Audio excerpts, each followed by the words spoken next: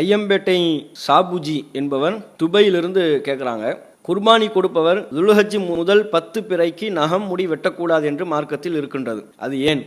ஆதாரத்துடன் சொல்லவும் அப்படின்னு சொல்லி கேட்குறாங்க. துல்ஹஜ் மாதத்தினுடைய பிறை 1 துவங்கிவிட்டால் அதில் குர்பானி கொடுக்கக்கூடியவர்கள் நகம் வெட்டக்கூடாது, முடி வெட்டக்கூடாது அப்படின்னு மார்க்கத்தில் சொல்லப்படுது.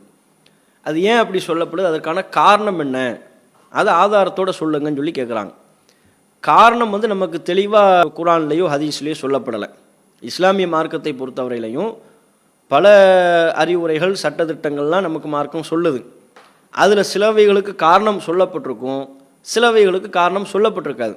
அந்த காரணம் சொல்லப்படாதவைகளை நாம் எப்படி எடுத்துக்கொள்ளணும், காரணம் சொன்னால் தான் ஏற்றுக்கொள்வோம் என்கிற ஒரு நிலை நம்மிடத்தில் இல்லாமல், இதில் அல்லாஹ் ஏதோ ஒரு காரணத்திற்காக இதை சொல்லியிருக்கிறான், என்ன காரணம்னு எனக்கு தெரியலை, என்ன காரணம்னு எனக்கு சொல்லப்படலையே தவிர அல்லாஹ் நமக்கு ஏதோ ஒரு காரணத்திற்காக வேண்டி நமக்கு இதை சொல்லியிருக்கிறான் அப்படின்னு நம்ம விளங்கிக்கணும். இப்போ பொதுவாக இஸ்லாத்தில் அது மாதிரி பல விஷயங்கள் இருக்குது. இப்போ நீங்கள் குறிப்பாக ஹஜ்ஜு தொடர்பாகவே பார்த்தீங்கன்னு வைங்க, ஹஜ்ஜிலேயே பல விஷயங்கள் அப்படித்தானே இருக்குது. இங்கேருந்து ஹாஜிகள் போகிறாங்க, சஃபா மருவாவுக்கு மத்தியில் சஹி செய்கிறாங்க. சஹினா என்ன, சஃபாவிலிருந்து மருவாவுக்கு ஓடுவாங்க, மருவா என்கிற அந்த பகுதியிலிருந்து இந்த சஃபா பகுதிக்கு ஓடி வருவாங்க. இதுதான் சஹின்னு சொல்லி மார்க்கத்தில் நம்ம சொல்கிறோம்.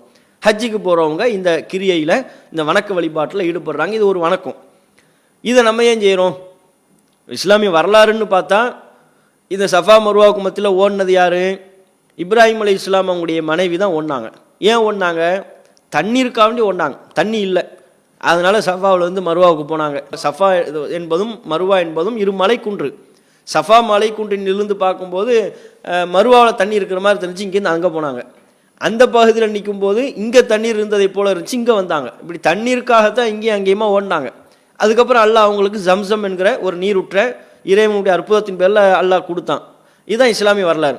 அப்போ அவங்க தண்ணீருக்காக வேண்டி ஓடினாங்கன்னு இருக்கும்போது, இன்றைக்கு இருக்கக்கூடிய ஹாஜிகள்லாம் தண்ணீருக்காக வேண்டிய ஓடுறாங்க. தண்ணீர் தான் அவங்க கையிலே இருக்குதா, கையில் தண்ணீர் பாட்டில் வச்சுக்கிட்டு தானே ஓடுறாங்க. குடிப்பதற்கு அங்கே பல ஜம்சம் மாற்றலாம் அங்கே வச்சுருக்குறாங்களே. அரசின் சார்பாக, பள்ளிவாசல் நிர்வாகத்தின் சார்பாகவே குடிப்பதற்கு ஆங்காங்கே பல தண்ணீர் கேன்கள் இருந்த போதும் இங்கிருந்து அங்கேயும் அங்கிருந்து இங்கேயும் ஏன் ஓடுறாங்க, எதுக்கு ஓடுறாங்க? மார்க்கம் அப்படி சொல்லியிருக்குது. இப்போ உள்ள ஹாஜிகள் ஓடுவது தண்ணீருக்காக அல்ல. இப்ராஹிம் அலைஹிஸ்ஸலாம் அவருடைய மனைவி ஓடியது தண்ணீருக்காக. இப்போ ஹஜ்ஜிக்கு போகக்கூடியவர்கள் ஓடுவது தண்ணீருக்காக வேண்டி அல்ல, அதை நம்ம நினைவு கூறுவதற்காக அப்படின்னு சொல்கிறோம்ல. காரணத்தை அல்லாஹ் நமக்கு சொல்லலை, நாம அப்படி சொல்லப்பட்டதுலேருந்து புரிகிறோம். என்ன புரிகிறோம்? அல்லாஹ் அவங்களுடைய அந்த அர்ப்பணிப்பை, இறைவனுக்கு கட்டுப்படக்கூடிய தன்மையை, இப்ராஹிம் அலைஹிஸ்ஸலாம் அவர்களின் மற்றும் அவருடைய குடும்பத்தார்களின் இறைவனுக்காக வேண்டி அர்ப்பணிப்பு செய்யக்கூடிய அந்த மனப்பான்மையை நினைவு கூறுவதற்காக வேண்டி நாம் அதை புரிந்து கொள்கிறோம், செய்கிறோம். அதே மாதிரி இப்போ உள்ள ஹாஜிகள் ஜம்ரத்துல் அக்கபா என்கிற இடத்துல கல் எறிவாங்க குறிப்பிட்ட தினத்தில். எதுக்காக வேண்டி கல் எறிகிறாங்க? அங்கே என்ன, அங்கே கல்லை எறியக்கூடிய அளவுக்கு அங்கே என்ன இருக்குது? ஒன்றுமே இல்லையே. அது வெறும் ஒரு இடம் தானே, காலி இடம். அதில் போய் கல்லை எறிவதற்கான காரணம் என்ன? எதுக்காக வேண்டி கல் எறியணும்? இப்ராஹிம் அலைஹிஸ்ஸலாம் அவங்க கல் எறிஞ்சாங்கன்னா அவங்க இறைவனுக்கு கட்டுப்படக்கூடிய ஒரு நிலைக்கு வருகின்ற பொழுது ஷைத்தான் அவங்களுக்கு இடையூறு ஏற்படுத்தினான். அந்த ஷைத்தானுடைய இடையூரை தவிடுபடியாக்குவதற்கு இப்ராஹிம் அலைஹிஸ்ஸலாம் அவங்க கல் எறிஞ்சாங்க. அப்போ அவங்க கல் எறிந்ததற்கு ஒரு காரணம் இருக்குது. ஷைத்தான் அவங்களுடைய வணக்க வழிபாட்டை கெடுக்க முன் வந்தான். அதை எதிர்த்து ஃபைட் பண்ணாங்க இப்ராஹிம் அலைஹிஸ்ஸலாம் அவங்க, அதுக்காக வேண்டி கல் எறிஞ்சாங்கன்னு வருது. இப்போ நம்ம போய் கல் எறியதுக்கு நம்ம வணக்க வழிபாட்டை யார் கெடுக்க அங்கே நிற்கிறா? அங்கே யாருமே இல்லையே. இருந்தாலும் நம்ம கல் எறிகிறோம். ஏன் எறிகிறோம்? நமக்கு எந்த விதமான குழப்பமும் இல்லாமல் இருக்கும் போதும், நமக்கு எந்த இடையூறும் இல்லாமல் இருக்கும் போதும், நாம் அந்த ஜம்ரத்துல் அக்கபா என்கிற இப்ராஹிம் அலைஹிஸ்ஸலாம் அவங்க எங்கே கல் எறிந்தார்களோ அதே இடத்துல நாமும் கல் எறிகிறோம் என்றால் எதற்காக வேண்டி? காரணம் நமக்கு சொல்லப்படலை, அவங்க செய்ததை வைத்துக்கொண்டு அந்த செயலை நாம் நினைவு கூறுகிறோம் அப்படின்னு விளங்குறோம்ல. அது மாதிரி தான் இப்போ இந்த துல்ஹஜ் மாதத்தினுடைய பிறை 1 துவங்கி விட்டால் அவர் குர்பானி கொடுப்பவராக இருந்தால் குர்பானி கொடுக்கின்ற வரை நகம் வெட்டக்கூடாது, முடி வெட்டக்கூடாது அப்படின்னு சொல்லி மார்க்கத்தில் இருக்குன்னு சொல்கிறோம்ல. இது கூட என்னன்னு சொன்னால் அங்குள்ள அந்த ஹாஜிகளை நினைவு கூறுவதற்காக நம்ம புரிந்து கொள்ளலாம். எப்படி? இப்போ ஹஜ்ஜுக்கு போகிறாங்க, ஹஜ்ஜுக்கு போகிறவங்களுக்கும் என்ன, அவங்க நகம் வெட்டக்கூடாது, முடி வெட்டக்கூடாது தான், சரியா? அதே மாதிரி அவங்களும் அங்கே குர்பானி கொடுக்குறாங்க. அப்போ இங்கே குர்பானி கொடுப்பவங்க ஹாஜிகளினுடைய தன்மைக்கு ஏற்ப, அந்த தன்மைக்கு நெருக்கமாக இவங்களும் குர்பானி கொடுக்குறாங்க, ஹாஜிகள் குர்பானி கொடுப்பதை போல. அப்போ ஹாஜிகள் அங்கே முடி வெட்ட மாட்டாங்க, நகம் வெட்ட மாட்டாங்க. அதை நினைவு கூறக்கூடிய விதத்தில் நீங்களும் முடி வெட்டாதீங்க, நீங்களும் நகம் வெட்டாதீங்க என்று அதை நினைவு கூறுவதற்காக இருக்கலாம். நம்ம அப்படி புரிந்து தான் கொள்ள முடியுமே தவிர, புரிந்து கொள்ளலாமே தவிர இதற்காகத்தான் என்று நேரடியாக நம்ம சொல்ல முடியாது. அதுலேயும் கூட ஒரு கேள்வி வரும். என்ன கேள்வி வரும்? சரி, ஹாஜிகளுக்கு சொல்லப்பட்டதே எடுத்துக்குவோமே, ஹாஜிகளுக்குமே ஏன் நகத்தை ஏன் வெட்டக்கூடாதுன்னு சொல்லப்பட்டுச்சு, ஹாஜிகளுக்குமே ஏன் முடி வெட்டக்கூடாதுன்னு சொல்லப்பட்டுச்சு, அதுக்கு என்ன காரணம் அப்படின்னு கேள்வி கேட்கலாம் தானே.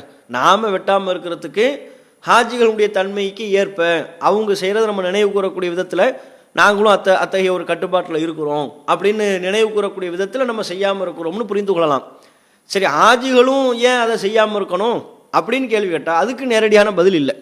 குர்ஆனில் ஹதீஸில் இதற்காகத்தான், இந்த காரணத்துக்காக வேண்டி தான் நீங்கள் நகை வெட்டக்கூடாது, இன்ன காரணத்துக்காக வேண்டி தான் நீங்கள் முடி வெட்டக்கூடாது இந்த நாட்களில் அப்படிங்கிற மாதிரி நமக்கு எதுவுமே காரணங்கள் தெளிவுபடுத்தி சொல்லப்படலை. ஆனால் காரணம் தெளிவுபடுத்தப்படாவிட்டாலும் அதில் அல்லாஹ் ஏதோ ஒரு காரணத்தை வச்சுருப்பான், ஒரு நன்மையை நமக்கு வச்சுருக்கிறான், இறைவனுக்கு நம்ம கட்டுப்படுறோமா இல்லையான்னு பார்ப்பதற்காக. இது போன்று பல்வேறு விதமான காரணங்கள் இருக்கும். நம்ம காரணம் தெரியாமல் பல விஷயங்கள் நம்ம ஏற்றுக்கத்தானே செய்யணும். அல்லாஹ் சொன்னான்னா நம்ம ஏற்றுக்கத்தானே செய்யணும். சிறுநீர் கழிப்பது ஒழுவ முறிக்கும்னா அது ஒரு அசுத்தம், வெளியேறுது நம்ம உடம்புல இருந்து.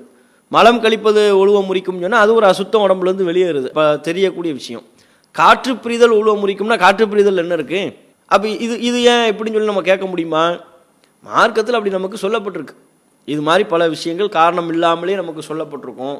காரணம் இருந்தாலும் இல்லாவிட்டாலும், சொல்லப்பட்டாலும் சொல்லப்படாவிட்டாலும் அல்லாஹ் ரசூல் சொன்ன விஷயங்களை நம்புவது தான் ஈமான். அந்த ஒரு அம்சத்தை நாம் இந்த கேள்விக்குரிய பதிலாக சொல்லிக்